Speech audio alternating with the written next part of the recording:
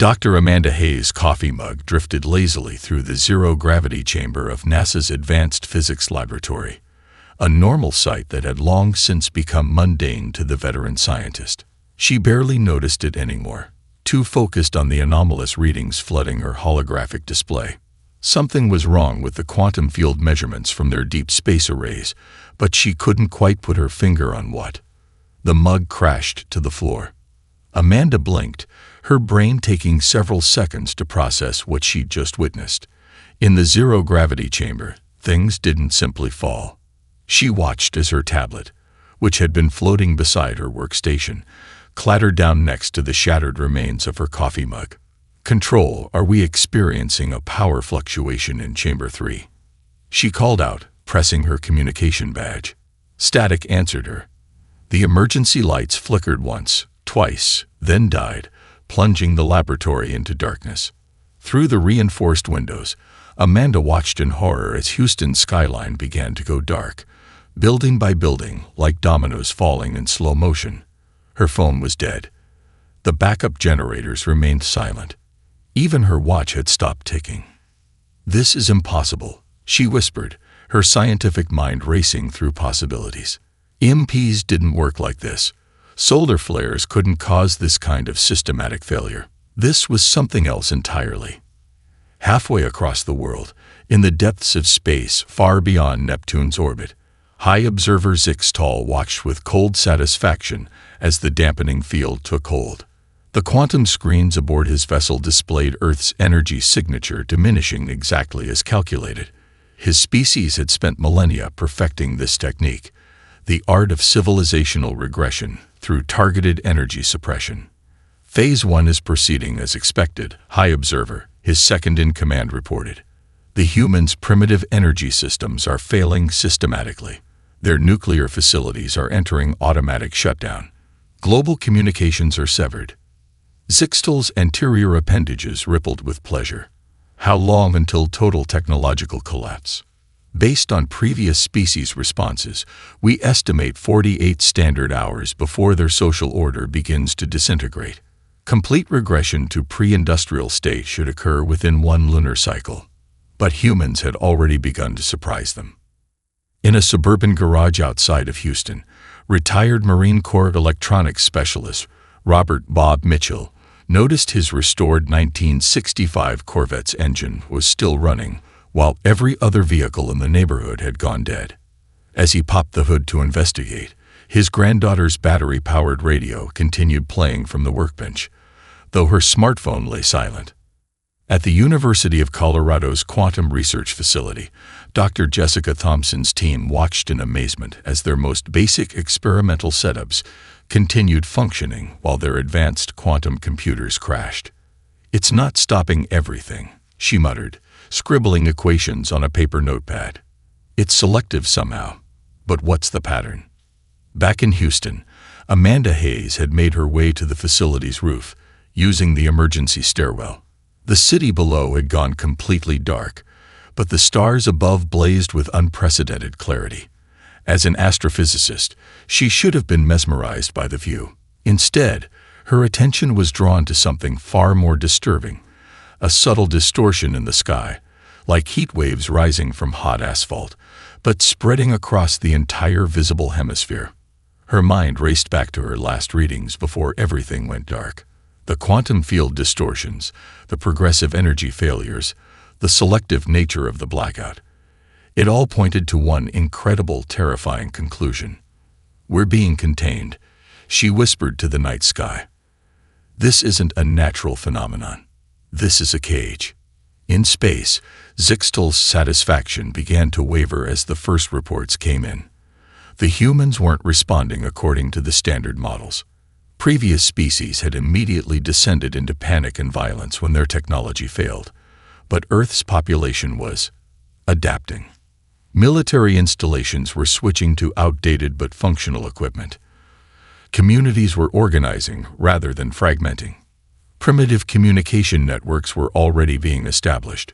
Interesting, he mused, his crystalline eyes focusing on the blue planet below. Perhaps this species requires a stronger reminder of their insignificance. What Zixtal didn't realize What none of the collective had thought to consider was that humanity's greatest advances had always come from its darkest moments, and they had just plunged an entire planet of problem solvers into the dark. Captain Jack Reynolds stood in the basement of Fort Carson's communications center, staring at his grandfather's restored Hallicrafters S40 radio. The ancient vacuum tubes glowed softly in the darkness, a warm amber beacon in a world gone cold. Around him, millions of dollars worth of modern military communications equipment sat silent and dead. "Try it again," he ordered, wiping sweat from his forehead. The young sergeant at the radio's controls adjusted the frequency with delicate precision. "CQ, CQ. This is Army Corps Fort Carson, calling any stations. Over." The surgeon's voice was steady, professional, masking the desperation they all felt. Static crackled through the speaker, then something else. A voice, distant but clear. "Fort Carson, this is amateur radio station K5MRE in Houston. We're reading you. Over." The room erupted in cheers. Jack raised his hand for silence, leaning closer to the radio. "K5MRE, this is Captain Reynolds. Are you in contact with any other stations? Over." "Affirmative, Captain. We've got a network of about 50 ham operators up and running across the country. Old tube equipment is still working. Anything with modern semiconductors is dead. Over." Jack scribbled notes frantically. "What's the situation in Houston?" Over. "NASA's Dr. Hayes is here with me. She needs to speak with your commanding officer. Priority level Alpha." Over. In the Colorado mountains, Dr. Jessica Thompson's underground laboratory hummed with activity. Emergency generators powered by 1950s diesel engines kept basic systems running while her team worked by lamplight. On a massive whiteboard, complex equations sprawled across the surface, mapping out the impossible physics they were witnessing. "Look at these readings," she said, holding up a simple Geiger counter from the 1960s. "Background radiation is actually decreasing. But our old photoelectric cells are producing more power than they should. It's like the dampening field isn't just blocking energy. It's redirecting it." Her assistant, Mark Davidson, looked up from a mechanical calculator. "Into what?" "That's the million-dollar question. But whatever it is, it's changing the fundamental constants of our universe, selectively." At Fort Carson, Jack Reynolds had assembled a war room like none in history. Maps covered the walls, marked with clusters of working radio stations. Strings connected the locations, creating a web of communication that grew by the hour. Each station represented an island of contact in the darkness, operated by ham radio enthusiasts whose outdated hobby had suddenly become humanity's lifeline. "We've confirmed similar networks operating in Europe and Asia," he reported to General Matthews. "The Japanese are using mechanical telegraphs from their railway museums. The Russians have restored vacuum tube computers from the 1950s. Everyone's adapting." The general nodded, studying the map. "And Dr. Hayes' theory? She's convinced this is artificial. A controlled dampening field targeting specific technologies. Modern semiconductors are useless, but older, simpler technologies still function. It's like something is enforcing a technological regression." In orbit, Zixtel's confusion was turning to concern. The humans were supposed to be panicking, fighting among themselves for dwindling resources. Instead, they were organizing, adapting, using primitive technologies in ways the collective had never considered. "How are they communicating?" he demanded, his crystalline form pulsing with agitation. His science officer's response was hesitant. "They're using mechanical and vacuum tube-based systems, high observer, technologies so primitive our dampening field wasn't calibrated to affect them. Adjust the field. Shut them down. We can't, without compromising the field's stability. The algorithms were never designed to target such basic technologies." Back in the mountain laboratory, Dr. Thompson stood before her team, holding up a simple crystal diode. "This is how they're doing it," she announced. "The dampening field operates on quantum principles, targeting complex electronic states. But these simple components, they're too basic to be affected. And more importantly, she held up a second crystal, one that seemed to shimmer oddly in the lamplight. They're showing us how the field works. The crystal in her hand pulsed with a soft, impossible light, energy harvested directly from the very field meant to suppress it. In the darkness of their technological prison, humanity had found its first key. And in the cold depths of space, the collective was about to learn a harsh lesson.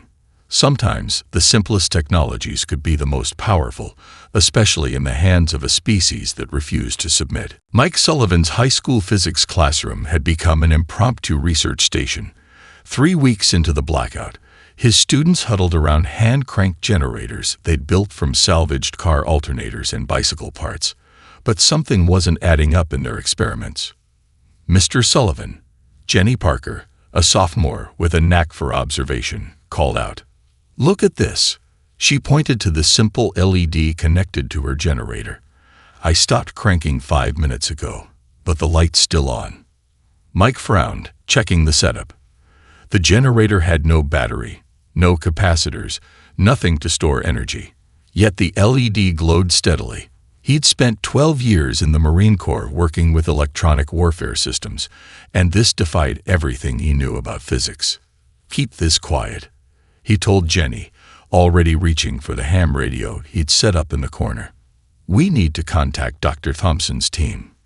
In the Nevada desert, Emily Martinez stood in what remained of her Silicon Valley startup's secret research facility. The former tech pioneer had moved her quantum computing research here after suspicious power fluctuations had started affecting her California labs, weeks before the global blackout. Now she understood why. "Look at the crystal lattice structure," she told her team, pointing to a microscope image drawn carefully on paper. "The dark energy field isn't just suppressing our technology. It's being absorbed by certain molecular arrangements." Her lead researcher, Dr. James Cooper, held up a cluster of crystals they'd grown. In the darkness, they seemed to drink in the shadows themselves, growing denser, heavier with captured energy. "We're going to need bigger crystals," Emily said, already sketching plans. "And we need to get this information to Colorado."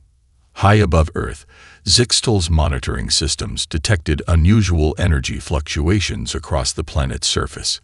His science officer insisted they were merely feedback echoes from the dampening field, but something felt wrong. The humans were too quiet, too organized. "Show me their primitive communication networks again," he commanded. The display revealed a web of radio signals crisscrossing the planet.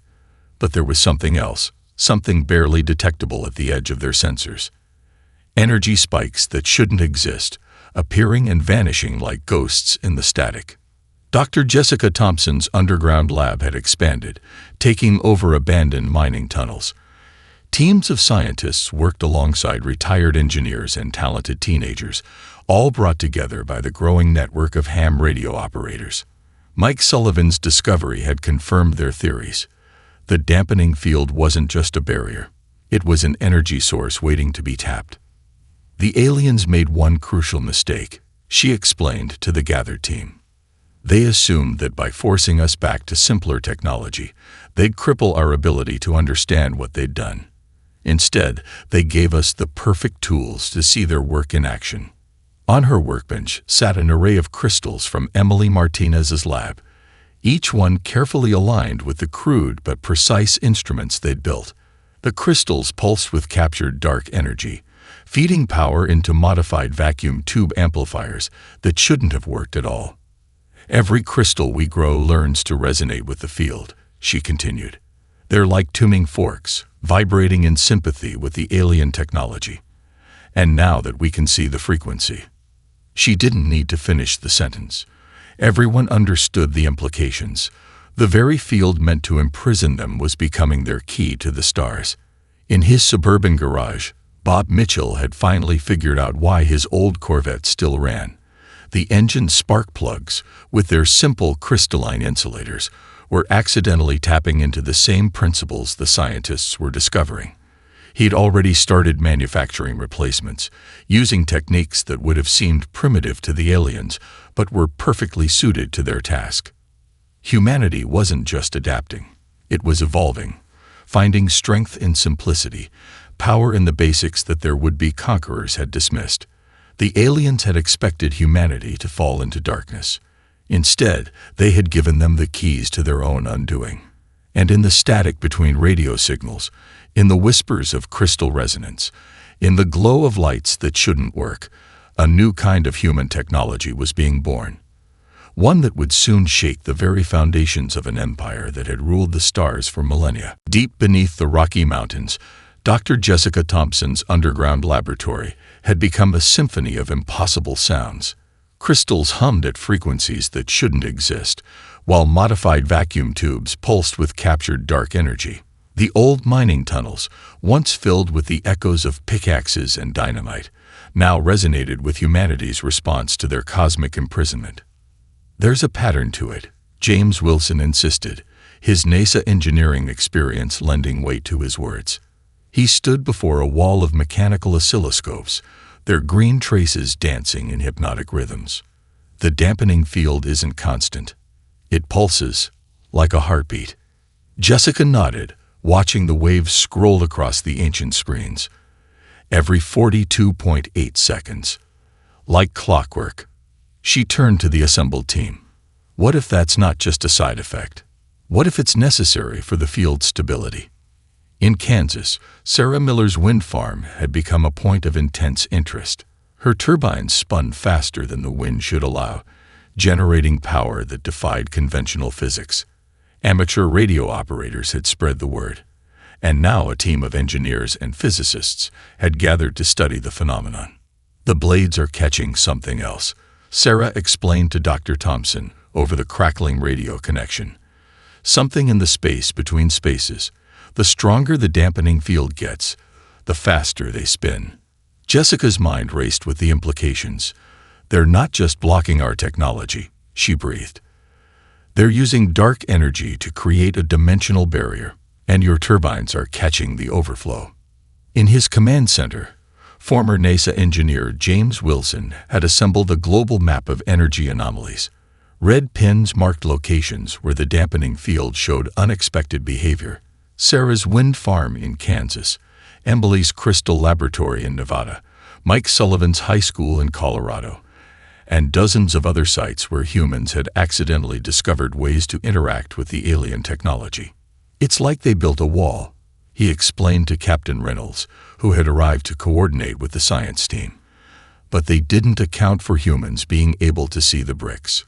Every pulse, every fluctuation, gives us more information about how it works." The breakthrough came at 3 a.m. Jessica had fallen asleep at her workbench, surrounded by equations and crystal fragments. In her dreams, she heard the hum of the dampening field not as a barrier, but as music, a cosmic symphony playing at frequencies far beyond human hearing. She awoke with a start, her mind crystal clear. "Get everyone in here," she shouted, already reaching for her chalk. "I know what we've been missing." Within an hour, the main chamber was packed. Jessica stood before her chalkboard, drawing wave patterns with fierce intensity. "We've been thinking about this wrong," she explained. "We're not just dealing with a field or a barrier. We're dealing with a network. Every pulse is a signal. Every fluctuation is communication. The aliens aren't just imprisoning us. They're maintaining a massive dark energy network across the entire solar system. And networks," Captain Reynolds added, catching on, "can be hacked." In space, Zixtel's concern had evolved into genuine worry. His sensors detected coordinated energy patterns emerging from multiple points on Earth's surface. Patterns that shouldn't be possible for a primitive species to create. "They're learning too fast," he muttered, his crystalline form clouding with anxiety. "Prepare the secondary containment protocols." But it was already too late. In the depths of the Earth, humanity had begun to sing back to the cosmos, using frequencies stolen from their own prison. The crystals in Jessica's lab pulsed in harmony with Sarah's wind turbines, which synchronized with Emily's quantum arrays in Nevada. Across the planet, points of light began to sparkle in the darkness, forming a web of human ingenuity that grew stronger with each passing moment. And in the space between spaces, in the quantum realm where dark energy flowed like water, the first notes of humanity's counterattack began to play. The aliens had built a wall to contain them, but they had failed to understand a fundamental truth about human nature. Give humans walls, and they'll learn to climb them. Give them barriers, and they'll find the frequencies that make them fall. Kevin Anderson should have been doing his homework. Instead, the 15-year-old gaming prodigy sat cross-legged in Dr. Thompson's lab, surrounded by oscilloscope readings and crystal resonance patterns. His laptop, powered by crystal-enhanced generators, displayed side-by-side comparisons of wave functions. "Look," he said, pointing to his screen where a paused frame of Quantum Cascade, his favorite physics-based game, showed a similar pattern. The aliens aren't using anything new. They're using basic wave mechanics, just at a cosmic scale. It's like the Level 7 resonance puzzle, but backwards. Dr. Thompson leaned closer, her skepticism fading as she studied the patterns. The boy was right. The dampening field's pulses matched the game's quantum wave functions perfectly. "How did you see this?" Kevin shrugged. "In the game, you have to match frequencies to break through barriers. The aliens are using the same principle to create their field, but they're not gaming experts." A mischievous grin spread across his face. "I've beaten this level hundreds of times." In Nevada, Emily Martinez's crystal farm had grown exponentially. Vast arrays of crystalline structures filled the underground facility, each one pulsing with captured dark energy. Her team had learned to grow them in precise configurations, guided by Kevin's gaming insights and Dr. Thompson's theoretical framework.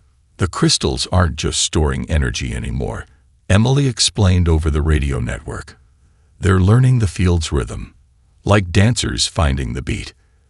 At Fort Carson, Captain Reynolds coordinated with military bases worldwide, using the restored radio network. Kevin's discovery had changed everything. What looked like random energy fluctuations to the alien sensors was actually humanity's first coordinated attempt to counter their technology. "All stations report ready," his sergeant announced. "Global synchronization in 3 minutes." In space, Zixtal's anxiety reached new heights. The energy readings from Earth had become impossible to ignore. "What are these patterns?" he demanded, watching the holographic displays with mounting dread. His science officer's response was hesitant. "They appear to be resonance cascades. High observer. The humans are generating quantum wave functions that mirror our containment field." Impossible. Their technology was suppressed. "They're not using technology as we understand it. They're using crystals, mechanical oscillators, primitive waveguides, methods so basic our sensors barely register them." Kevin sat at his improvised control station, fingers flying over the keys of his laptop. The interface he'd designed looked like a game controller, but it was connected to Emily's crystal arrays and Sarah's wind farm network. Years of gaming had prepared him for this moment. "The field has a rhythm," he explained to Dr. Thompson. "Just like in Quantum Cascade, if you match the rhythm perfectly, then introduce a counter-frequency." He typed in a final command sequence. "You can make the whole thing dance." Across the globe, crystal arrays pulsed in perfect synchronization. Wind turbines spun in harmonic resonance with the dampening field. The vast network of human ingenuity, built from technology so primitive it seemed like magic in reverse, began to sing. In the Kansas wind farm, Sarah watched in awe as her turbines glowed with impossible light. In Nevada, Emily's crystals blazed like captured stars. And in the mountain laboratory, Kevin's game interface displayed a message he'd seen hundreds of times before. Resonance cascade HFY. The dampening field shuddered. For one brief moment, every electronic device on Earth flickered back to life.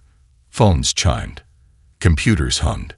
The modern world gasped awake, then fell silent again. But now humanity knew the truth. The barrier wasn't impenetrable. It could be broken. Zixtal watched in horror as his sensors registered the impossible. How? He whispered. How did they do this? The answer was both simpler and more complex than he could imagine. Humanity had done what it always did when faced with overwhelming odds.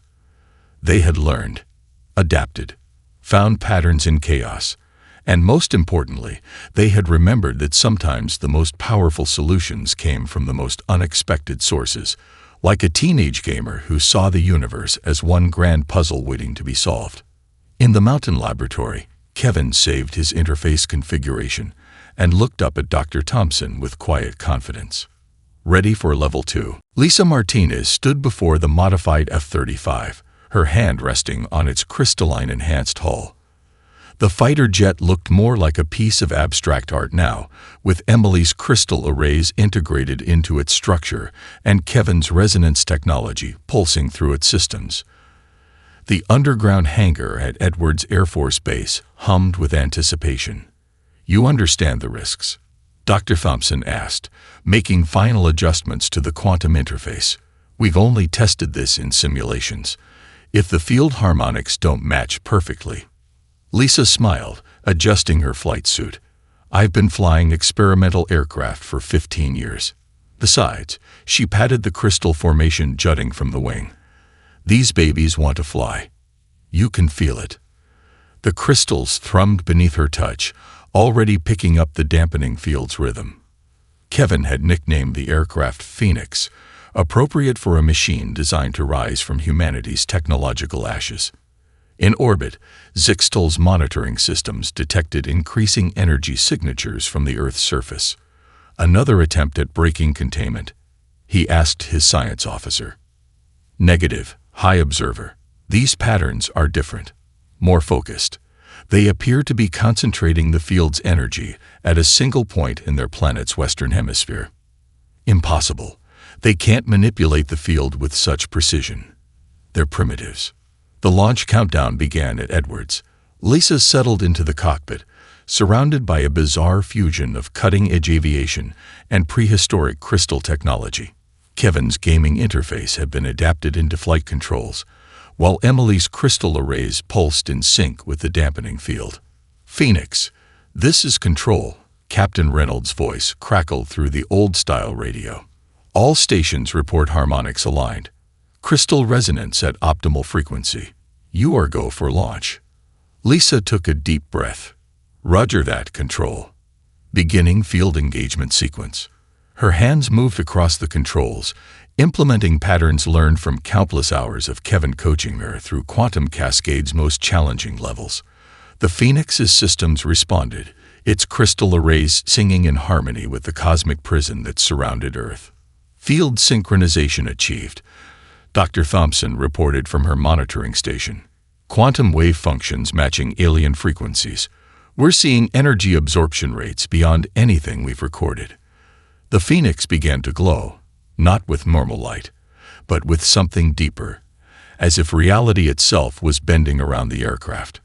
The dampening field's energy flowed into the crystal arrays, transformed from barrier into propulsion. "Here we go," Lisa whispered. "Time to show them how humans fly." She pushed the throttle forward. The Phoenix roared, not with conventional engines, but with the captured power of humanity's cosmic prison. It shot down the runway, crystal arrays blazing with impossible light. In his command vessel, Zixtal watched in horror as his sensors detected something breaking free from Earth's surface, riding the dampening field's own energy like a wave. "Containment breach," his officers shouted. "The humans have. They've turned our cage into wings." Zixtal finished, his crystalline form clouding with disbelief.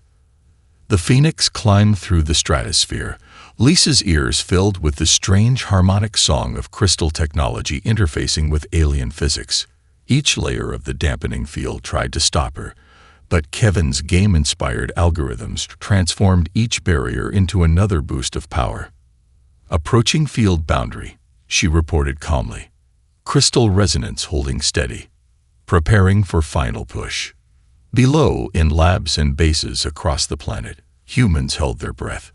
This was the moment of truth, proof that humanity could not only survive their imprisonment but transform it into a gateway to the stars. The Phoenix hit the outer edge of the dampening field. For a moment, everything hung in perfect balance. Then Lisa activated the final sequence, the one Kevin had dubbed the boss battle combo. The crystal arrays flared with blinding intensity. Reality seemed to hiccup. And suddenly, the Phoenix was through, soaring in true space, leaving a rippling hole in humanity's cosmic prison. Lisa's laughter filled the radio channels. Control, this is Phoenix. The cage is broken. I repeat, the cage is broken. And you should see the view from up here. In that moment, humanity's message to the cosmos was clear. You can't cage a species that turns its prison bars into starship fuel. The real question was no longer whether humanity would break free, but what they would do once they had. Captain Jack Reynolds stood on the bridge of the Liberator, Earth's first crystal-powered starship. The vessel was a testament to human ingenuity, a hybrid of conventional engineering and reverse-engineered dark energy technology. Through the crystalline-enhanced viewports, he watched as the rest of the fleet assembled, each ship glowing with the same impossible light that had carried the Phoenix beyond Earth's prison. "Fleet status report," he commanded, his voice steady despite the historic weight of the moment. "All vessels showing green, Captain," his communications officer reported. "Crystal resonance synchronized across all ships. Kevin's algorithms are running perfectly." The fleet was an impressive sight. 20 ships, each built in secret underground facilities across Earth. They weren't sleek like alien vessels. These were rugged, practical machines wrapped in crystalline arrays and pulsing with stolen power. Earth's first space fleet, born from the very technology meant to imprison them. In his flagship, Zixtal watched the human vessels with mounting horror. How many containment fields have they breached? 3 in the last Earth day alone, his science officer reported. The humans are. They're teaching other imprisoned species how to replicate their crystal technology. The containment network is failing system by system. The Liberator sensors detected another dampening field several light-years away, surrounding a solar system much like Earth's. Inside, another civilization waited, trapped in their own cosmic prison. "Dr. Thompson, are you ready?" Reynolds asked over the quantum-enhanced comm system. In the ship's engineering section, Jessica Thompson stood surrounded by humming crystal arrays. "Ready, Captain. Kevin's new resonance patterns are loaded. These barriers won't know what hit them." The human fleet moved in perfect formation, their crystal drives singing in harmony. As they approached the alien dampening field, their sensors detected something unexpected. A response from within. The imprisoned civilization was reaching out. "We're receiving a transmission," the communications officer announced. They're using primitive radio waves, just like we did." Reynolds smiled. "Of course they are. Open a channel." The voice that came through was strange, but filled with hope. "Unknown vessels, we detect your approach. Are you really free?" "We are," Reynolds responded. "And we're here to show you how we did it. Prepare to receive transmission. We're sending you the key to your cage." The human fleet spread out, surrounding the dampening field. Each ship activated its crystal arrays in sequence, implementing the resonance patterns that Kevin had perfected. The barrier began to shimmer, its quantum structure destabilizing as human ingenuity once again transformed prison into possibility. Aboard the Liberator, Dr. Thompson watched her displays with satisfaction. "The field is collapsing. Clean breakthrough in 3, 2, 1. The barrier shattered like glass, its energy absorbed by the crystal arrays of both the human fleet and the makeshift receivers the imprisoned civilization had built following Earth's transmitted instructions. Multiple contacts emerging from the system, Tactical reported. They're cheering, sir. All frequencies are filled with celebrations. But victory came with a price. The collected ships were approaching, their weapons armed. Zixtal had decided that if containment had failed, obliteration would have to suffice. "Sir," Tactical announced, "enemy fleet incoming. They're charging weapons." Reynolds stood calm. "Are the new modifications ready?" "Yes, sir. Kiven's latest update is installed across the fleet. He says it's just like the secret level in Quantum Cascade." "Good." Reynolds allowed himself a small smile. "Let's show them what happens when you give humans time to study your technology. All ships, implement Protocol Phoenix." The human fleet's crystal arrays pulsed with new patterns, reaching out to interact not with dampening fields this time, but with the collective's own ships. The aliens had used the same basic technology for everything: containment fields, weapons, propulsion. And now, humanity had learned to sing to all of it. As the collected ships drew near, they began to falter, their systems resonating with frequencies they were never designed to resist. The hunters had become the hunted, and the supposed primitives had become the teachers.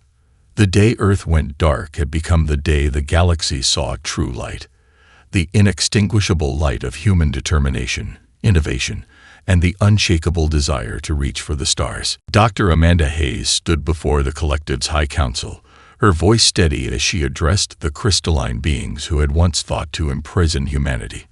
The chamber, vast and gleaming with impossible geometries, had never before hosted a primitive species. "You sought to contain us," she said, her words translated by the crystal-enhanced communicator at her throat. "Instead, you gave us the keys to the universe. But we're not here for revenge. We're here to offer something else: partnership." Behind her, holographic displays showed the changes sweeping across the galaxy. Hundreds of formerly imprisoned civilizations now free, their systems glowing with the light of crystal-enhanced technology, not just surviving, but thriving. In his holding chamber, Zixtal watched with a mixture of fear and fascination as Kevin Anderson, now 17, demonstrated the principles that had broken the collective's hold on the galaxy. The teenager's fingers danced across his interface, showing how simple game logic had unlocked the secrets of dark energy manipulation. "The mistake," Kevin explained, "was thinking complexity equals advancement. Sometimes the simplest solution is the most elegant. Every prison has a rhythm. Every barrier has a frequency. You just have to learn to listen."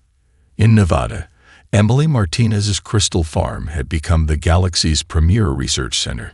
Scientists from 100 worlds worked alongside humans, combining their advanced theories with Earth's practical innovations. The crystals no longer just captured energy. They sang with it, creating harmonies that transformed the very fabric of space-time. "We've learned more in 6 months of cooperation than we did in millennia of isolation," a collective scientist admitted, watching a demonstration of human-designed quantum interfaces. "Your species sees patterns we never thought to look for." Captain Reynolds, now Fleet Commander Reynolds, stood on the Liberator's bridge as another dampening field dissolved, not through force but through understanding. The freed civilization emerged not to wage war but to join the growing alliance of liberated worlds. "That's the last one in this sector," his tactical officer reported. "The collective's containment network is completely disbanded. The galaxy is free." In the mountain laboratory where it all began, Dr. Jessica Thompson worked with a team of human and alien scientists, developing new applications for their hybrid technology. The crystals that had once been their salvation now powered everything from starships to terraforming systems. The real breakthrough, she explained to a group of visiting dignitaries, wasn't in the technology itself. It was in learning to work together. Every species brings its own perspective, its own way of seeing the universe. When we combine those viewpoints, there's nothing we can't achieve. The final meeting of the collective's High Council marked the end of an era. But instead of dissolution, they voted for transformation. The Empire of Containment would become an alliance of exploration and discovery, with humanity playing a central role not as conquerors, but as innovators and mediators. "We forgot the most fundamental law of the universe," the High Council leader announced. "Diversity breeds strength. Adaptation drives evolution. In trying to suppress these principles, we only proved their power. 1 year after the day Earth went dark, the galaxy blazed with new light. Crystal-enhanced ships sailed between stars, carrying scientists and explorers rather than prison wardens. The technology that had once built barriers now built bridges, connecting civilizations that had been isolated for millennia. In his classroom-turned-laboratory, Mike Sullivan watched his students, human and alien alike, as they learned to manipulate quantum fields through crystal interfaces. Jenny Parker, the student who had first noticed the strange behavior of their generator, was now teaching young collective scientists how to think simple. The darkness taught us how to see, Amanda Hayes told the assembled representatives of 100 worlds. It taught us that every barrier can become a gateway, every prison can become a launching pad, and every ending can become a beginning. We went dark, but we emerged illuminated. And in the vast expanse of space, countless stars twinkled with new possibility, their light carried across the cosmos by crystals that sang with the harmony of unified civilizations. The day Earth went dark had indeed become the galaxy's nightmare, but only for those who had feared change, growth, and the unstoppable force of species working together in the light of understanding.